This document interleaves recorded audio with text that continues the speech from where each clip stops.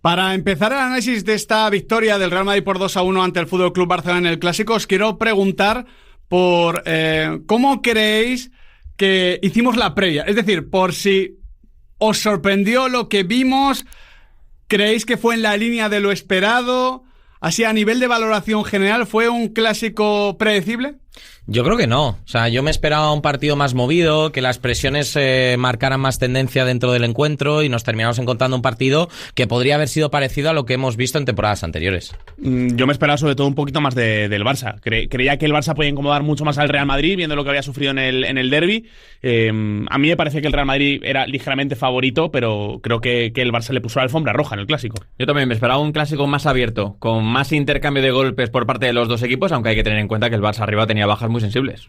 Vamos a arrancar con el planteamiento de ambos entrenadores porque hubo pequeños matices interesantes. El más significativo, evidentemente, el de Xabi Alonso con su Real Madrid por la presencia de 4 centrocampistas, aunque luego en ataque viésemos más bien un 4-3-3 al principio con Bellingham en derecha. Eso es, con Bellingham muy abierto en ese costado derecho, tanto en la defensa, porque arranca el partido pegado a la línea de cal, como también en ataque, más abierto en esas posiciones de ataque, y en el caso del FC Barcelona, 4-2-3-1, 4-3-3, con Fermín más cerquita del centro del campo que de la media punta, seguramente. Sí, es verdad que en defensa Fermín se juntaba a Ferran Torres y era un 4-4-2, pero luego en ataque posicional veíamos a Fermín como interior derecho, mucho más perfilado de lo que suele ser habitual en Can Barça. Más allá de estos planteamientos, me parece interesante hablar de la actitud de ambos equipos al comienzo del partido, porque el Real Madrid salió un poquito más pasivo de lo que yo esperaba.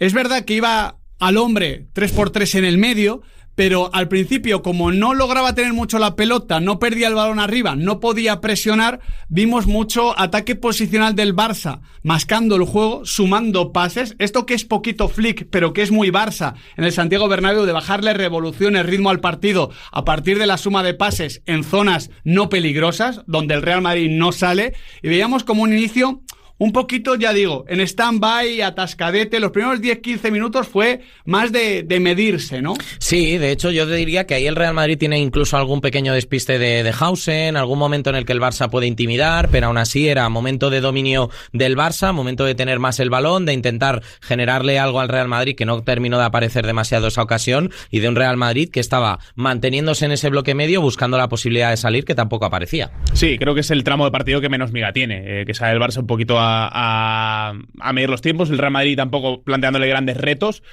con la sensación de que si el Barça buscaba descontrolarse, el Real Madrid también iba a poder tener la oportunidad de correr, así que es un poco la calma antes de la tempestad. Exactamente, es un momento de partido donde ya vemos que Lamine Yamal no está al 100%, que le va a costar que sea su partido, porque es un momento donde a mí esa defensa posicional del Real Madrid no me estaba convenciendo. Es verdad que en esos 10-15 primeros minutos de la calma antes de la tempestad, Nahuel, que lo has dicho perfectamente, hay 2 acciones, las únicas 2 veces que sale el Real Madrid, donde ya insinúa que cada vez que cruce la línea divisoria va a ser un tormento para el FC Barcelona, porque el primer disparo que cuenta en la hoja estadística es el de Kylian Mbappé, el del 1-0.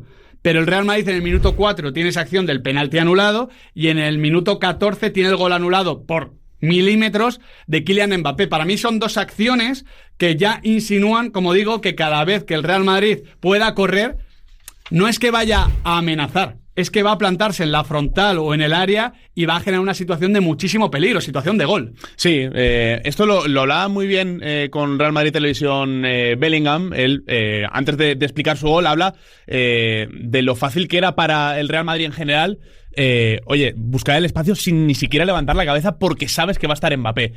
Yo creo que esto se hizo notar muchísimo en ese primer tramo de partido, en la primera parte en general. Es que el futbolista del Real Madrid no le hace falta ni siquiera el automatismo, es decir, a la mínima que yo recupero sé que voy a tener un puñal al espacio y cuanto menos tiempo le dé yo a la defensa del Barça a reaccionar y a poder tirar la línea, muchas más probabilidades de éxito voy a tener. La línea del FC Barcelona el año pasado dejó a Mbappé 8 veces en fuera de juego y al Real Madrid en total 12.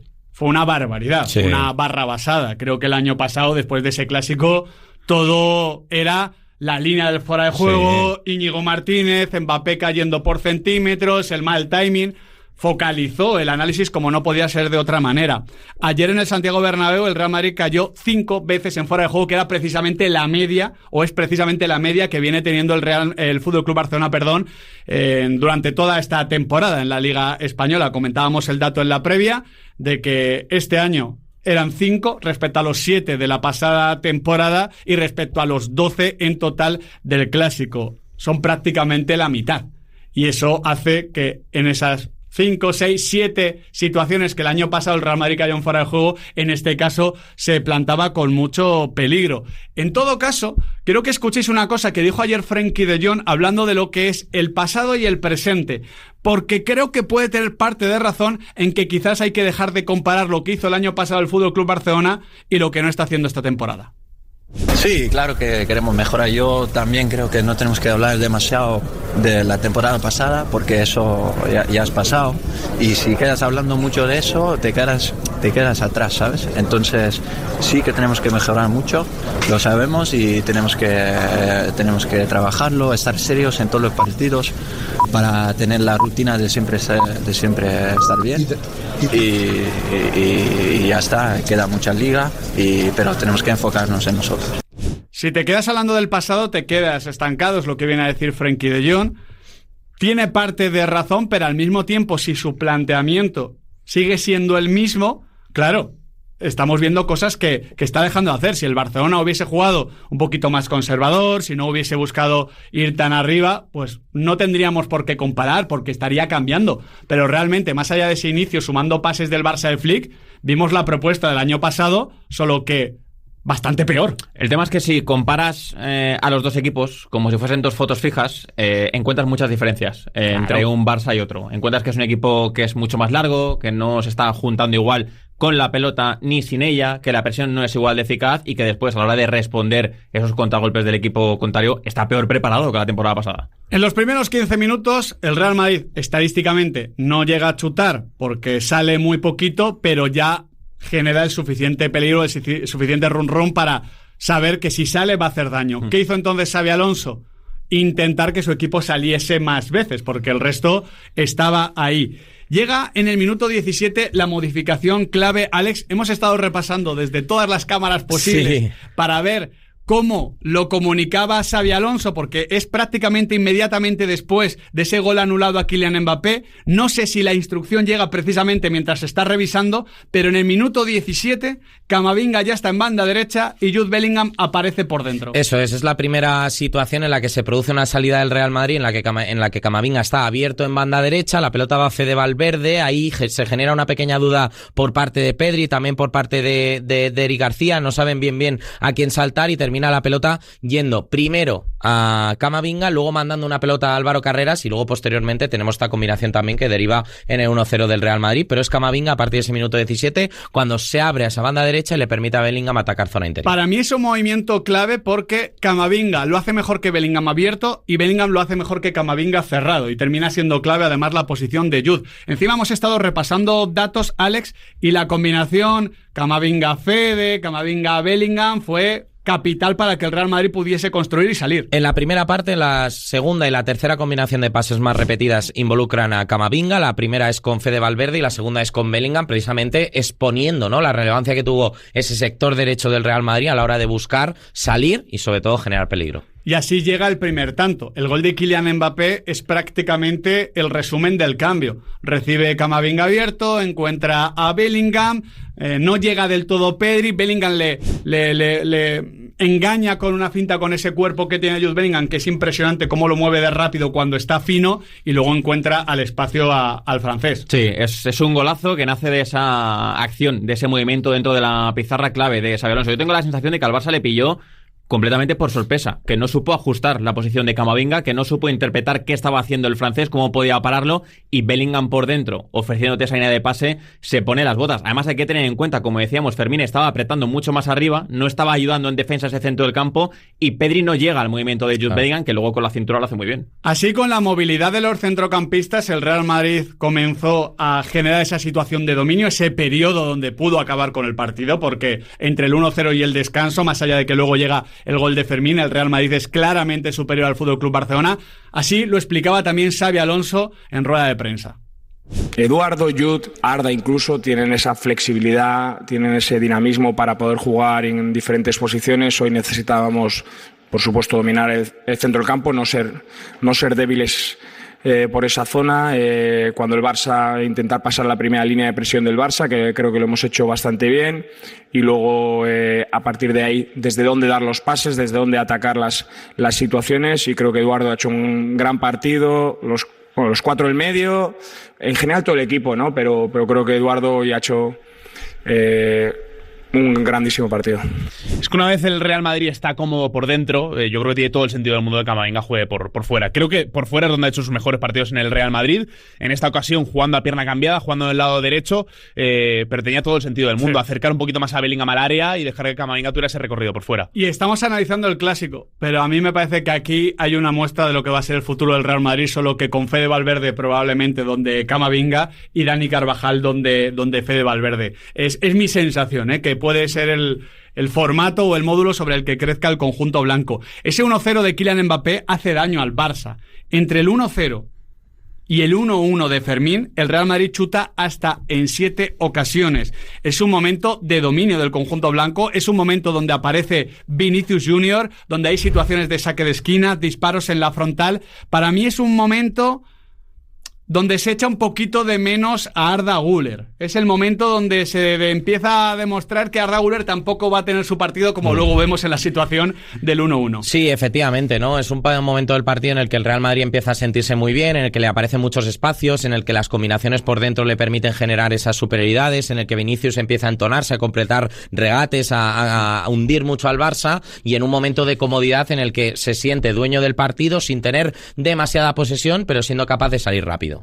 Es un momento del partido donde el Madrid va, donde el Madrid crece en confianza, sí, y va por el rival directamente, va a defender hacia adelante. Se estaba emparejando muy bien cuando defendía arriba, cuando apretaba en el centro del campo, para que el Barça no encontrase al hombre libre, y creo que el Madrid, a partir de esas recuperaciones adelantadas y de la amenaza que te estaba dando Mbappé al espacio, crece mucho en el encuentro. Que he escuchado muchos análisis de la agresividad del Real Madrid, de que salió envalentonado, también se relacionan con las palabras de Lamine y demás. Yo creo que no fue, insisto, de inicio. Creo que fue el 1-0 lo que desata de verdad esa tempestad de la que hablabas, sí, Nahuel, sí. Y es ahí donde el Real Madrid sí merece golear, o sea, merece al menos 2 goles de ventaja, básicamente. Yo creo que tiene mucho que ver con la sensación que tiene la defensa del Real Madrid de que no hay peligro a la espalda. Al final, esto lo dice mucho Simeone con el tema del joystick. Dice, yo no tengo un joystick para poner a los jugadores encima del campo.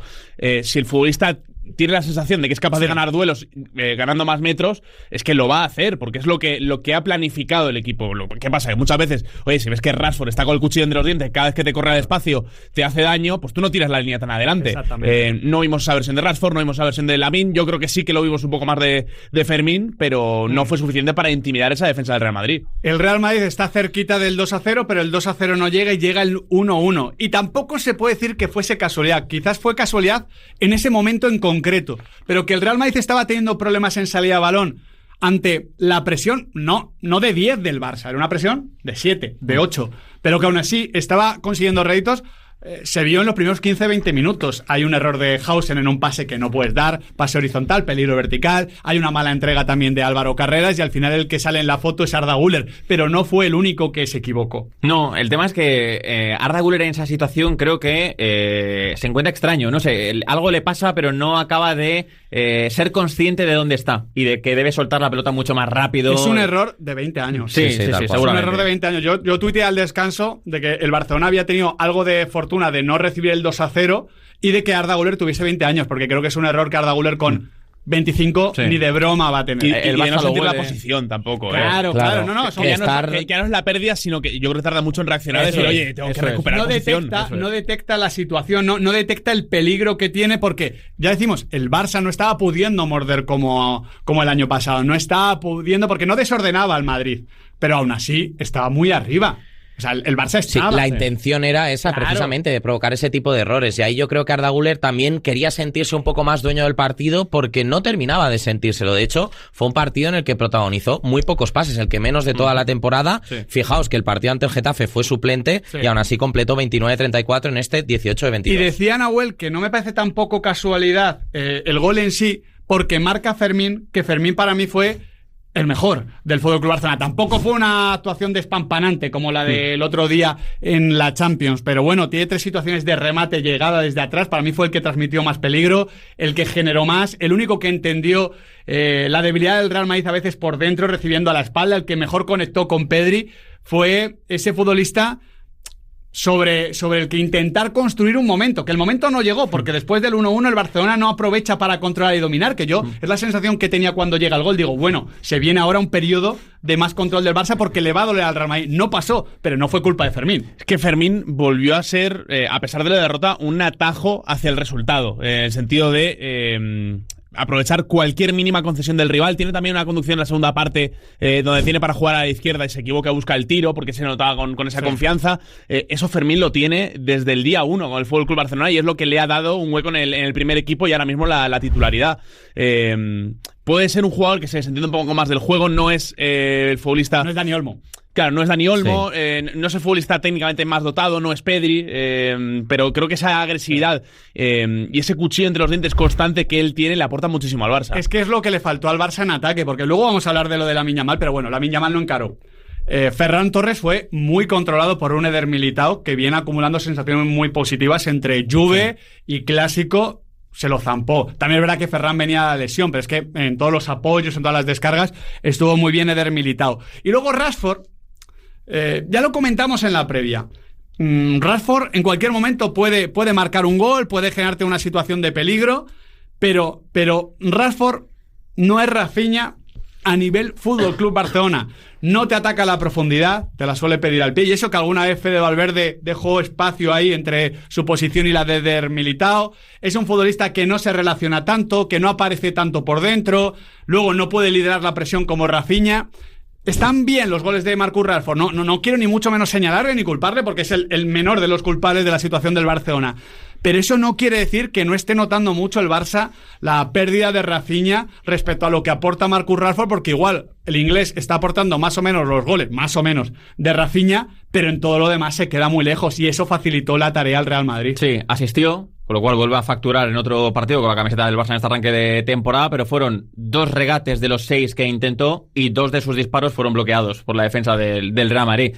Yo lo que eché en falta de Marcus Rashford es esa agresividad, ese desmarque en el intervalo lateral central que al Madrid le hace mucho sufrir, que lo comentábamos en la previa. Fede Valverde puede sufrir en esas situaciones. En la defensa del segundo palo, cuando el extremo porque no lo maneja. Claro, cuando el extremo le va a retar, no en el 1 para 1, sino que se va a desmarcar entre su posición y la de Militao, y eso Rashford no lo intentó ni una sola vez, y creo que el Barça acusó claramente la ausencia de Rafinha en ese sentido. Así, entre que el Barça no movía la pelota a la velocidad, Alex, a lo que nos tiene acostumbrados, y que luego los de arriba no producían, es que luego es muy complicado instaurar la presión. Por eso digo que la presión es un poquito la prueba del algodón del Fútbol Club Barcelona, pero que no es solo un tema de voluntad, ni siquiera de energía, es un tema relacionado con el juego. Sí, efectivamente, y ahí al Barça le vimos, ¿no? Con ciertos problemas, sobre todo para superar esos momentos del Madrid de un bloque un poquito más bajo, de un Madrid un poquito más encerrado, porque realmente a través de la pelota la capacidad para sorprender no existía. Y fijaos, esto hay un dato que yo creo que lo representa muy bien, que son los pases por posesión. Hemos ido al partido de la temporada pasada, ese 0-4, los pases por posesión de ese partido, la media eran 4,9 en la primera parte, 5,4 en la segunda. Pues bien, en este eran 7,2 en la primera, 7,6 en la segunda. O sea, muchos más pases para luego terminar generando un poquito menos de caos. En este caso hay que contextualizar ese dato porque a veces pasar más puede estar bien. Aquí significa que estás más atascado, claro, que no giras tanto al contrario. Que el balón va más en U. Claro, y que son pases más fáciles de defender. Llega Jude Bellingham, marca el 2-1 y se gana su momento de análisis, porque Bellingham asiste, es además una gran asistencia a Kylian Mbappé, marca el gol que dice... Que no es un golazo. No, es que es un gol de Bellingham. De hecho, cuando le preguntan, oye, 2 goles en 2 partidos, dice ya, pero son tap-ins, que es empujarla. Sí, pero es que esto ya me parece análisis de TikTok y de Twitter, cuando a mí me saltan muchas veces gran gol, buen gol, tap-in o... Sí, no, pero que tiene que estar ahí. Sí, tiene que estar ahí, está claro. Los tap-in son la mayoría de goles que se marcan. Y si no lo marca Jude Bellingham, ese gol de empujar, ese gol que yo marco, no lo marca nadie. Bueno, te lo digo, lo dice el propio jugador. Que sí, pero que te quiero decir, si ahora vamos a escucharle hablando de su gol, pero es la paradoja de un gol que marca cualquier persona con cierta psicomotricidad y 2 piernas, es un gol que hay Sí. que valorar porque en el Real Madrid lo marca él. Ese gol, por ejemplo, entre comillas, no lo marca Mbappé. ¿Por qué? Porque no lee la situación, porque no va de esa manera. Y no lo marca un Bellingham más perdido, el Bellingham que tiene que empezar en la banda, que tiene que recorrer 40 metros todas las jugadas. No, es que está arriba y eso significa Además, mucho para el Real Por Madrid. eso el cambio fue tan importante, porque no solo le situó en el pasillo interior, donde da muchos pases, Jude Bellingham casi siempre hacia adelante, sino que encima le liberó para cargar el área desde segunda línea. Además, yo creo que en este proceso en el que el propio Jude Bellingham se está tratando de encontrar dentro del Real Madrid de Xabi Alonso, el hecho de poder aportar en estas llegadas de segunda línea, en ese hecho de situarse dentro del área, de cargar el área ante un Kylian Mbappé tan móvil, yo creo que le va a ayudar en ese proceso, y de hecho el partido de ayer es esa confirmación. Son 5 disparos de Jude Bellingham, 2 a puerta, 4 de ellos en la primera parte, son 4 que llegan precisamente entre el gol de Fermín y su propio tanto, el gol del 2-1. Vamos a escuchar a Jude Bellingham hablando de ese gol. Mucha gente dice que es suerte, pero para mí es como yo entiendo el partido.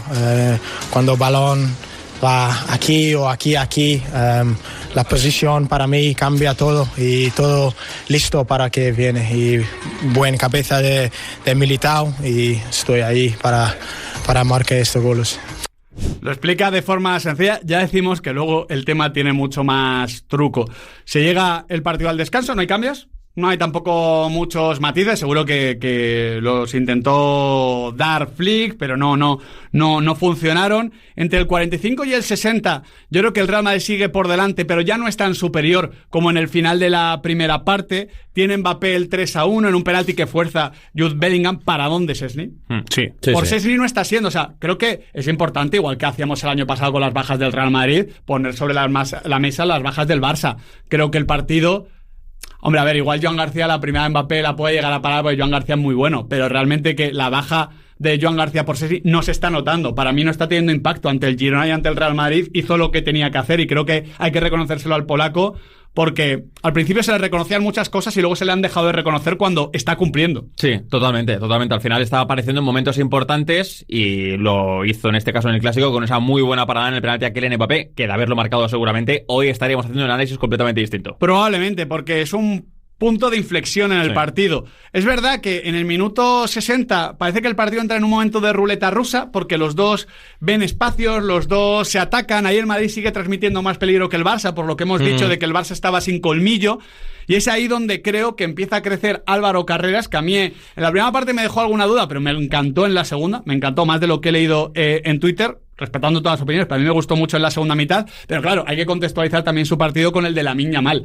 Desconocemos el estado físico de Lamine Yamal. El Barça comunica a los periodistas que siguen la actualidad que no pasa nada. Hombre, a ver, algo tiene que pasar porque no arrancaba, no iba, no retaba. Lamine se le veía muy fatigado en las imágenes. Lamine se puede equivocar en el 1 para 1, puede no tener su día. Pero lo de no intentarlo es la primera vez que lo vemos. Bueno, realmente ya la segunda parte contra el Paris Saint-Germain, el día ante el Girona, un poquito eso.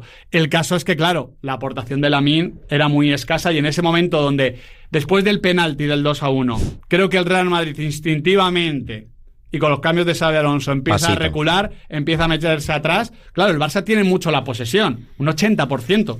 Es ahí donde tiene que aparecer Lamine Yamal, pero es que Lamine Yamal no aparece. No, de hecho no completa su primer regate en el partido hasta el minuto 57. En la primera parte apenas intentó uno, en el minuto 36 terminó el encuentro con 4 de 8 en regates y una sensación de un Lamine que no fue dueño del partido, no fue en ningún momento el protagonista, ni fue capaz de darle al Barça esos metros que probablemente hubiera necesitado. A mí me da mucho la atención que, bueno, yo creo que Flick o Marcus Sorg o el cuerpo técnico en general son muy conscientes de esto, y acaba el partido jugando Ronny Barge en la derecha con Lamine jugando un poquito más por dentro, es decir, oye, me gustó el cambio. Si no desborda, vamos a intentar acercarle un poquito al gol a ver si por ahí puede darnos porque lo único que tenía era el golpeo al espacio que intentó alguna vez con Ferran, alguna vez con exterior. La de exterior, eso es. Que está muy bien, pero claro, al mismo tiempo Carreras ya le empezaba a dar un poquito de espacio de no me retas.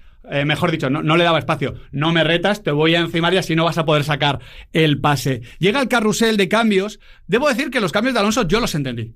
No voy a ser capitán a posteriori. No funcionaron. y se metieron atrás los jugadores del Real Madrid. Pero yo los entendí, sobre todo el de Vinicius, el de Rodrigo por Vinicius, estaba dejando de tapar a Jules Koundé y, hombre, Lamine Yamal estaba limitado. De hecho, en el 2-1 ahí el Barça iba a generar ventaja. La jugada esta que se queda Koundé solo dentro del área, que elige controlar con el pecho en vez de rematar, es que persigue muy bien Rodrigo. Es que el tener a Rodrigo ahí es lo que yo creo que le hace dudar a Koundé, y es algo que no estábamos viendo con Vinicius. Era un tema de piernas. También creo que los cambios del Real Madrid no funcionan. A ver, no estoy muy de acuerdo con algunas cosas que he escuchado y leído. El Real Madrid se encierra en la última media hora. Bueno, esto no es ni debatible, no lo pongo sobre la mesa. Ahora bien, es que creo que el Barcelona no generó nada. Tiene únicamente la situación de Lamine Yamal para Jules Koundé que explicas now, nada más. Y ya está, sí. Que aún así estabas tentando a la suerte porque Pedri, porque Lamine en cualquier momento te pueden sacar algo. Desde luego. Pero por contexto de partido fue más el hecho de que renunciaras a atacar que el que defendieses mal, porque a mí me parece que el Real Madrid no sufrió. En todo caso, los cambios de Flick sí que me gustaron cómo agitaron el árbol. En el minuto 74, primero adelanta Frenkie de Jong a la media punta, es un cambio sorprendente, pero que tiene sentido. Luego lo retrasa en el 83, entra Araujo al partido en un momento que tiene que entrar, donde ya es clave que gane duelos, las persecuciones. Creo que además lo hace bastante bien en la defensa con Mbappé antes de que lo quite, y además con ese cambio mete a Lamine por dentro y genera algo. Para lo poco que tenía en el banquillo el FC Barcelona, me parece que Flick movió bien sus fichas. Sí, de hecho volvimos a ver también la intención de que Araujo recibiera muchas veces en campo rival, actuando un poco como punta. De hecho tiene una acción en la que recibe prácticamente como extremo izquierdo, en la que se le nota cuando se echa el balón hacia adelante que es Araujo central y no un imaginativo en esas posiciones. Pero en definitiva, dentro de lo que tenía el Barça, claro, tú mirabas el banquillo del Barça y la verdad es que a la hora de intentar revolucionar un partido en el que no estás teniendo mordiente al ataque, te quedan muy pocas opciones. Mira, tengo aquí delante el reparto de disparos a puerta y expected goals. El total de expected goals es 3,63 para el Real Madrid, 1,14 para el Barcelona, 23 disparos del Real Madrid, 15 del FC Barcelona.